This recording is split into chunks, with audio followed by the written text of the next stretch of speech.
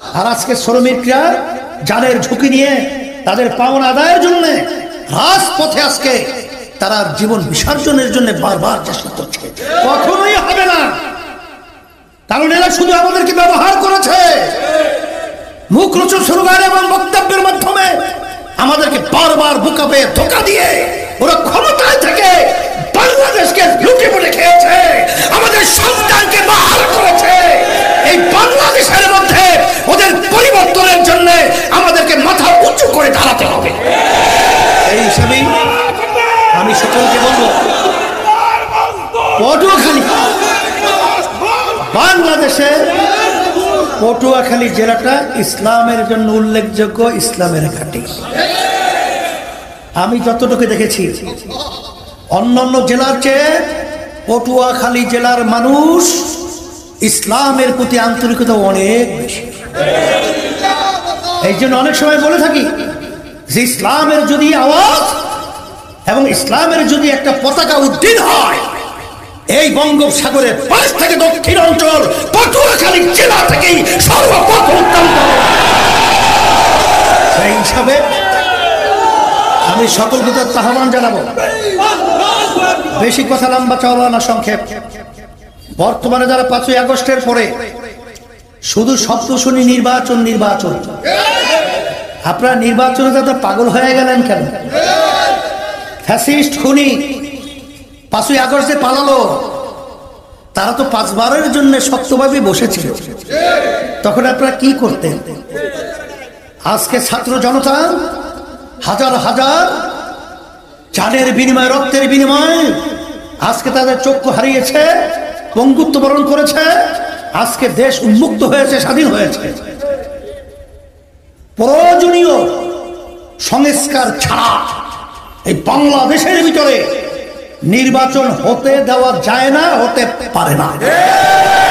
যারা নাকি নির্বাচনের জন্য বারবার বারবার কথা বলছেন, আমি তাদেরকে প্রশ্ন করেছিলাম যে আপনারা নির্বাচনে ক্ষমতায় যে কি করবেন? এখনই তো আমরা লক্ষ্য করেছি যে আপনাদের দলীয় লোকদেরকে, নেতাদেরকে, কর্মীদেরকে, সমর্থকদেরকে এখনো তো আপনারা নিয়ন্ত্রণ করতে পারছেন।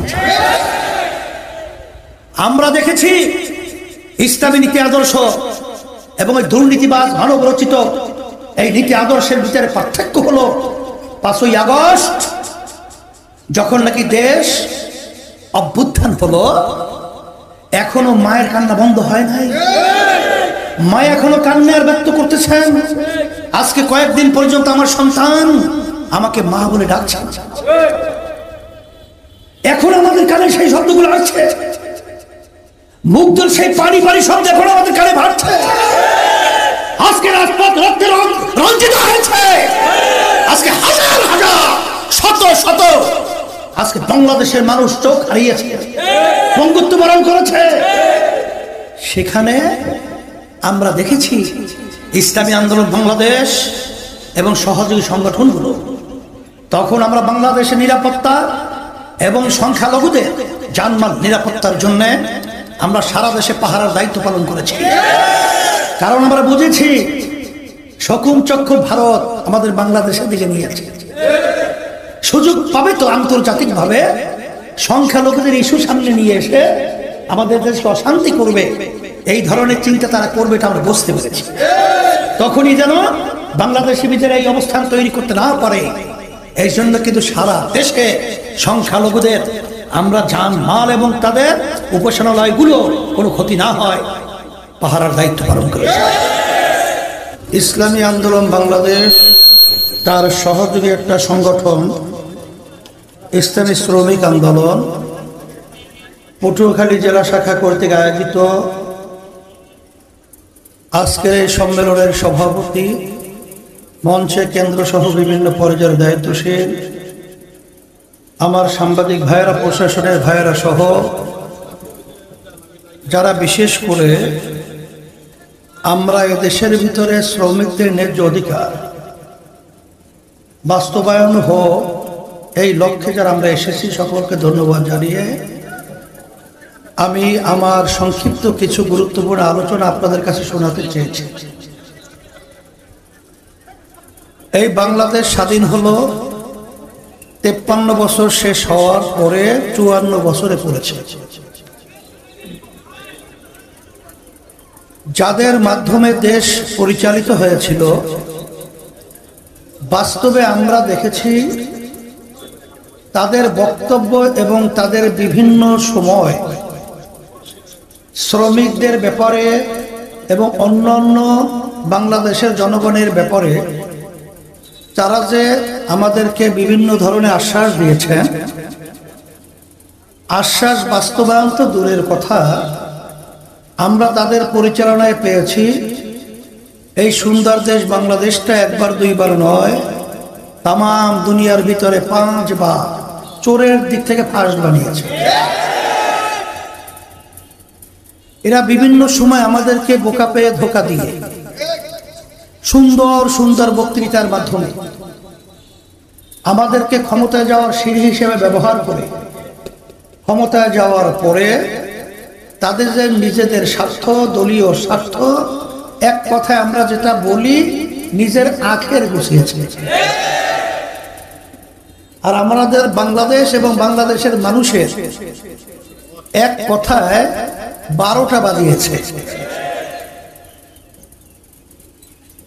আমি আপনাদের সামনে যে আয়াত শরীফ তেলাওয়াত করেছি, আয়াতের ভিতর আল্লাহ রাব্বুল আলামিন বলেছেন, পানিও ভাগে স্থলও ভাগে, যত বিপদ আপদ মুসিবত তোমাদের নিজেদের হাতের কামাই। আমি আমার ভাইদেরকে বলবো এবং যারা আমার কথা শুনছেন, বিবেচনার জন্য আমার কথাগুলো আমি রেখে যাই। হাদিসের মধ্যে আসছে, আল্লাহ রাসূল সাল্লাল্লাহু আলাইহি ওয়াসাল্লাম বলেছেন, মুমিন এক গর্তের ভিতরে দ্বিতীয়বার পাছার খায় না।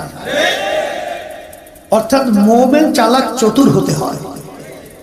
আজকে বাংলাদেশের ভিতরে স্বাধীনতার পরে 53 বছরে যাদের মাধ্যমে দেশ পরিচালিত হয়েছিল, এরা আমার শ্রমিকদের ব্যাপারে যে সুন্দর সুন্দর আশ্বাস এবং তাদের ব্যাপারে যে ওয়াদা করেছিল, আসলে বাস্তবে যখন আমরা আলোচনা পর্যালোচনা করব, আসলে একটাও বাস্তবায়ন সুন্দরভাবে তারা করতে পারে নাই, করে নাই।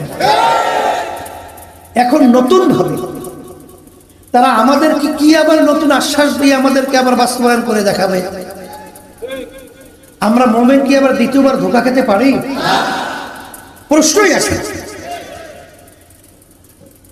আমরা প্রেসিডেন্ট আব্দুল হামিদ সাহেব যখন দায়িত্বে ছিল, আমাদেরকে আহ্বান করেছিল, আমরা তাদের সংলাপের জন্য তার পাশেই চেয়ারে আমি বসা ছিলাম।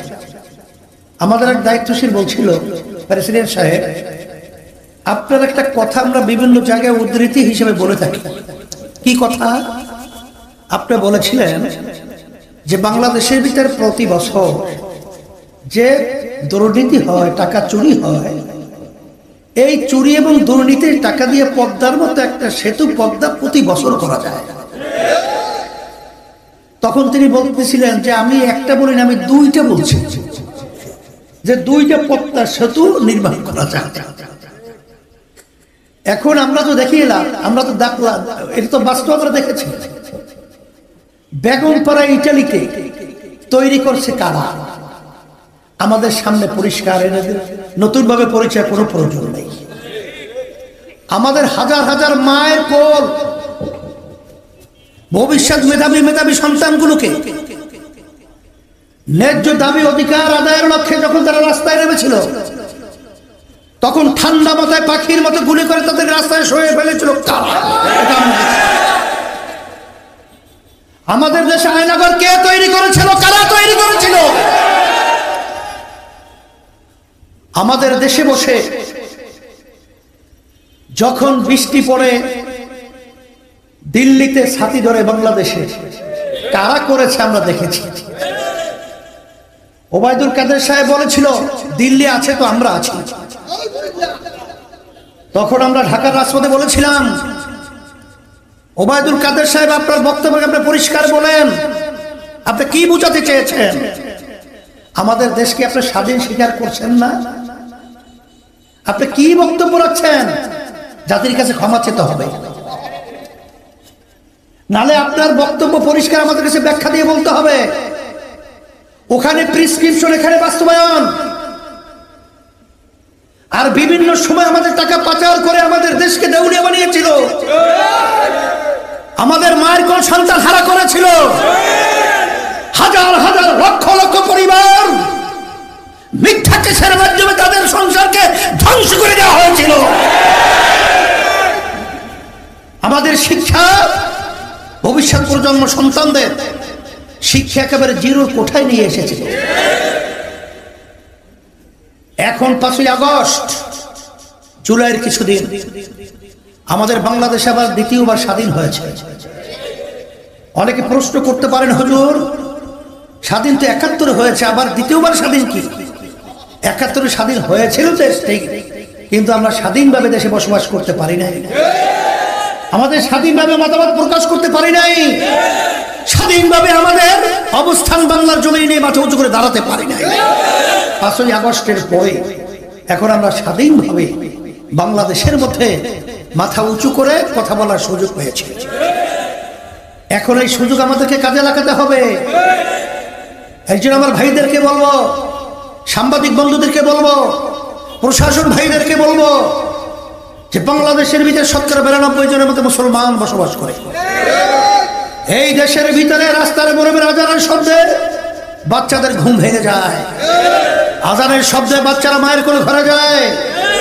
এদেশের বাংলাদেশের রাজধানী ঢাকাকে মসজিদের নগরী বলা হয়। সে দেশের মধ্যে ইসলাম মুসলমানদের জন্য আসলে বাস্তবতা হলো শান্তির একটা নীতি আদর্শ। আমরা অনেক নীতি আদর্শ দেখেছি। শ্রমনীতি বলেন, আল্লাহ রাসূল সাল্লাল্লাহু আলাইহি ওয়াসাল্লাম এক কথায় যে বলেছেন যে শ্রমিক এবং মালিক সম্পর্ক হবে ভাই ভাই। যখন ভাই ভাই সম্পর্ক তৈরি হয় তখন সেখানে করে কন্দল থাকে, অশান্তি থাকে, বৈষম্য থাকে, ন্যায্য অধিকারের জন্য আবার নতুন দাবি তোলার দরকার হয়। আল্লাহ রাসূল সাল্লাল্লাহু আলাইহি ওয়াসাল্লাম বলেছেন, শ্রমিকদের ঘাম শুকাবার আগে তাদের মজুরি, তাদের পাওনা পরিশোধ করে দাও, আর কোনো ঝামেলা থাকবে? আর আজকে শ্রমিকরা জানের ঝুঁকি নিয়ে তাদের পাওনা আদায়ের জন্য রাজপথে আজকে তারা জীবন বিসর্জনের জন্য বারবার চেষ্টা করছে। কখনোই হবে না, কারণ এরা শুধু আমাদেরকে ব্যবহার করেছে মুখরোচক স্লোগান এবং বক্তব্যের মাধ্যমে, আমাদেরকে বারবার বুকাবে ধোঁকা দিয়ে ওরা ক্ষমতায় থেকে বাংলাদেশকে লুটে পুটে খেয়েছে, আমাদের সন্তানকে বাহাল করেছে।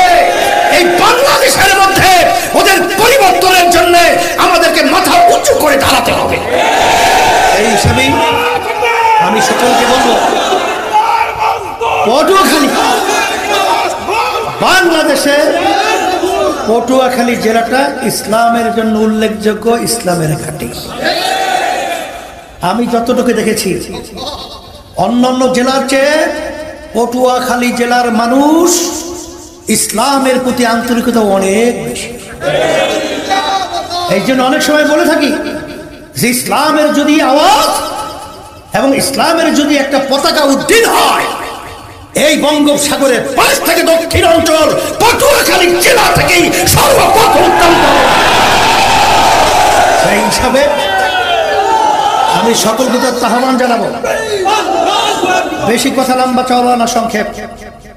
বর্তমানে যারা 5ই আগস্টের পরে শুধু শব্দ শুনি নির্বাচন নির্বাচন, আপনারা নির্বাচনে যাতে পাগল হয়ে গেলেন কেন? ফ্যাসিস্ট খুনি 5ই আগস্টে পালালো, তারা তো 5 বারের জন্য শক্তভাবে বসেছিল। তখন আপনারা কি করতেন? আজকে ছাত্র জনতা হাজার হাজার জানের বিনিময়ে, রক্তের বিনিময়ে আজকে তাদের চক্ষু হারিয়েছে, পঙ্গুত্ব বরণ করেছে, আজকে দেশ উন্মুক্ত হয়েছে, স্বাধীন হয়েছে। প্রয়োজনীয় সংস্কার ছাড়া এই বাংলাদেশের ভিতরে নির্বাচন হতে দেওয়া যায় না, হতে পারে না।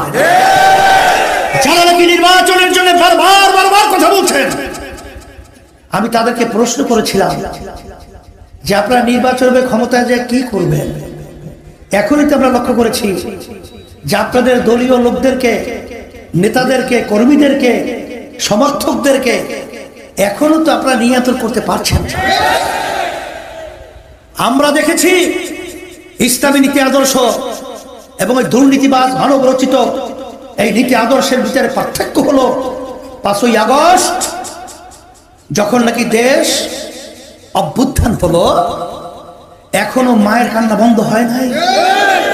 মা এখনো কান্নার ব্যক্ত করতেছেন। আজকে কয়েকদিন পর্যন্ত আমার সন্তান আমাকে মা বলে ডাকছে। এখন আমাদের কানে সেই শব্দগুলো আসছে, মুগ্ধর সেই পানি পানি শব্দ এখন আমাদের কানে ভাসছে। আজকে রাজপথ রক্তে রঞ্জিত হয়েছে। আজকে হাজার হাজার শত শত আজকে বাংলাদেশের মানুষ চোখ হারিয়েছে, বঙ্গত্ব বরণ করেছে। সেখানে আমরা দেখেছি ইসলামী আন্দোলন বাংলাদেশ এবং সহযোগী সংগঠনগুলো, তখন আমরা বাংলাদেশের নিরাপত্তা এবং সংখ্যালঘুদের জানমাল নিরাপত্তার জন্য আমরা সারা দেশে পাহারার দায়িত্ব পালন করেছি। কারণ আমরা বুঝেছি শকুন চক্ষু ভারত আমাদের বাংলাদেশের দিকে নিয়েছে। সুযোগ পাবে তো আন্তর্জাতিকভাবে সংখ্যালঘুদের ইস্যু সামনে নিয়ে এসে আমাদের দেশকে অশান্তি করবে, এই ধরনের চিন্তা তারা করবে, এটা আমরা বুঝতে পেরেছি। তখনই যেন বাংলাদেশের ভিতরে এই অবস্থান তৈরি করতে না পারে, এই জন্য কিন্তু সারা দেশে সংখ্যালঘুদের আমরা জান মাল এবং তাদের উপাসনালয়গুলো কোনো ক্ষতি না হয় পাহারার দায়িত্ব পালন করেছি। যখন নাকি কোনো প্রশাসন ছিল না, তখন আমরা সারা বাংলাদেশে মানুষের রাস্তায় চলার জন্যে, তাদের কষ্ট লাঘবের জন্যে আমরা ট্রাফিকের সিগন্যালের দায়িত্ব পালন করেছি। আর তখন আমরা কি দেখেছি? মায়ের কান্না বন্ধ হয় নাই, রক্ত এখনো শুকায় নাই। তখন এক শ্রেণীর নর পশুরা তখন চাঁদাবাজিতে লিপ্ত, তারা টেন্ডারবাজিতে লিপ্ত, তারা বিভিন্ন ঘাট দখলে লিপ্ত, তারা স্টেশন দখলের জন্য লিপ্ত। আমি ওদেরকে ধিক্কার জানাই। বাংলাদেশ থেকে এই দুর্নীতিবাজদেরকে উৎখাত করে বঙ্গোপসাগরের মধ্যে নিক্ষিপ্ত করতে হবে। বাংলা জমিকে এই দুর্নীতিবাজ মুক্ত করতে হবে। এই জন্য আমি বলেছিলাম যে আপনারা যা নির্বাচনের জন্য পাগল হয়েছে, আগে আপনারা আমাদেরকে দেখান যে আপনারা নিয়ন্ত্রণ করতে পেরেছেন। যদি নিয়ন্ত্রণ করতে না পারেন, ক্ষমতায় যাওয়ার পরে আপনারা যে কি কাণ্ড করবেন এটা আমাদের জানা আছে। এই জন্য সংস্কার প্রয়োজনীয় আগে, আর যৌক্তিক সময় নির্বাচন পরেই, আর সাথে সাথে স্থানীয় নির্বাচন হবে আগে, জাতীয় নির্বাচন হবে পরে। এই হিসেবে আমার ভাইদেরকে বলবো, মাঠ কিন্তু উর্বর। এই উর্বর জমির যদি ফসল ফলাতে না পারেন, এটা আমার জন্য আপনাদের সকলের জন্য দুঃখ। এখানে কিন্তু মাঠ কখনই খালি থাকে না, মাঠ কিন্তু আকাশে জন্মাবে। এখন ফসল ফলাতে হলে যখন মাঠে খেলোয়াড় নামে, এক খেলোয়াড় যদি 100 বেগে মাইল দৌড়ায়, আপনি যদি 50 মাইল বেগে দৌড়ান, 100 মাইলকে ধরা যায়? এখানে পাল্লায় জমিনে নেমেছি আমরা। ওদের সঙ্গে ওদের নীতি আদর্শ, দুর্নীতিবাজদের নীতি আদর্শ এবং মানব রচিত কুফুর নীতি আদর্শ আমরা নিচে রেখে ইসলামী নীতি আদর্শকে আমরা মসনদে বাংলার জমির মধ্যে পৌঁছাবার জন্য আমাদের সাধ্য শক্তি অনুযায়ী আমরা সকলে যে চেষ্টা করি, আল্লাহর ফজল করবে আশা করছি, আল্লাহর রহমতের উপর ভরসা করে। আল্লাহর রহমতে ওরা আমাদের সামনে টিকতে পারবে না। আপনারা আজকে শ্রমিক সমাবেশ এত সুন্দর করায় আপনাদের সকলকে ধন্যবাদ জানাই এবং আমি দোয়া চাই এবং দোয়া করি আল্লাহ যেন আমাদেরকে এই দুনিয়ার ভিতরে শান্তির ব্যবস্থা করে দেয়, আখিরাতে মুক্তির ব্যবস্থা করে দেয়। রব্বানা আতিনা ফিদ দুনিয়া হাসানাহ ওয়া ফিল আখিরাতি হাসানাহ ওয়া কিনা আযাবান নার বিরহমাতিকা।